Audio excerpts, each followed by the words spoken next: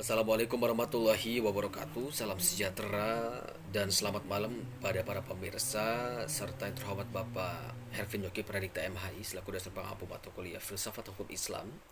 Kembali lagi hadir dengan pertemuan 11 materi mengenai kaidah-kaidah hukum Islam. Presentasi akan saya jelaskan mengenai substansial materi pada kesempatan kali ini. Kaidah-kaidah hukum Islam. A. Prinsip dalam hukum Islam.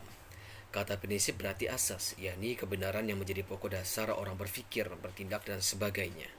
Adapun yang dimaksud dengan prinsip-prinsip hukum Islam adalah cita-cita yang menjadi pokok dasar dan landasan tumpuan hukum Islam.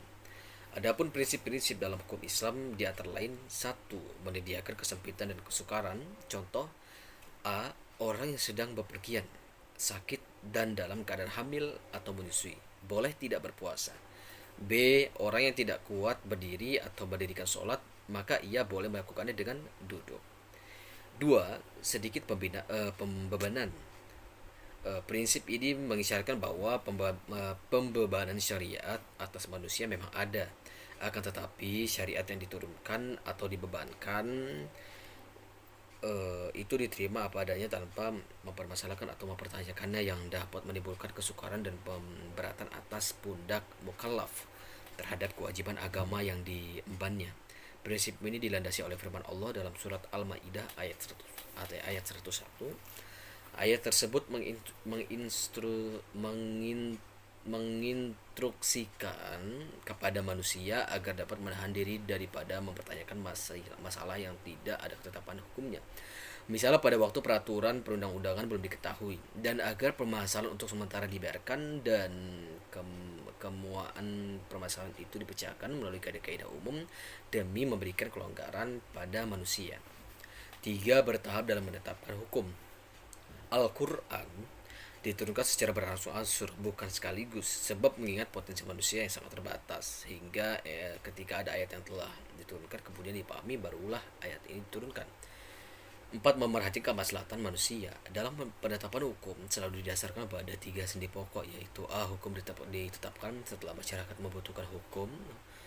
B. Hukum-hukum ditetapkan oleh suatu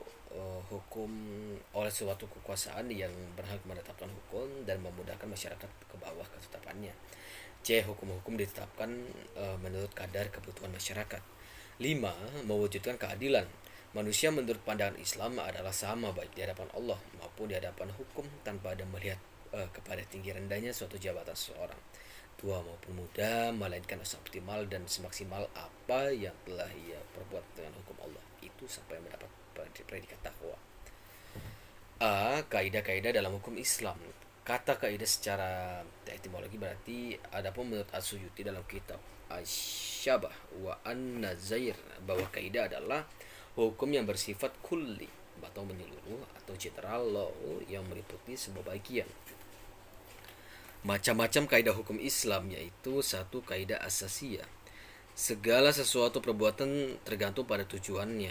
Adapun kebiasaan itu dapat ditetapkan sebagai hukum. Kemudorotan itu harus dihilangkan, yang sudah diyakini tidak dapat dihapus oleh keraguan-keraguan. Kesukaran itu mendatangkan kemudahan. 2. Kaidah ghairu asasiyah. Walaupun kedudukannya bukan sebagai kaidah asasiyah, namun keberadaannya tetap didudukan sebagai kaidah yang penting dalam hukum Islam, karena para fuqaha sepakat akan kehujahan kaidah ini. Adapun kaidah-kaidah ghairu asasiyah ini ada sebanyak 40 kaidah yang dapat kita ketahui dalam kitab Al-Asybah wa An-Nazair karangan Imam Jalaluddin Abdurrahman bin Abu Bakar As-Suyuti. Kemudian ditambah lagi dengan 68 kaidah yang terdapat dalam kitab Al-Majallatul Ahkabil Adiyah yang telah disempurnakan oleh Mustafa Ahmad Az-Zarqa. A. Tujuan hukum Islam. Kajian tentang maksud tujuan ditetapkan hukum dalam Islam merupakan kajian yang sangat menarik dalam bidang usul fikih. Asy-Syatibi mengatakan bahwa doktrin maqasid asy-syar'iyyah adalah kelanjutan dan perkembangan dari konsep maslahah.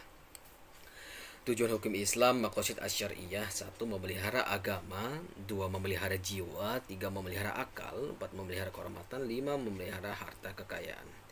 Terima kasih penjelasannya mengenai kaidah-kaidah hukum Islam. Semoga materi kali ini selalu menjadi suatu ilmu yang bermanfaat serta kita diberikan pemahaman baru sehingga mampu beranalisis dengan baik untuk memecahkan suatu permasalahan hukum Islam.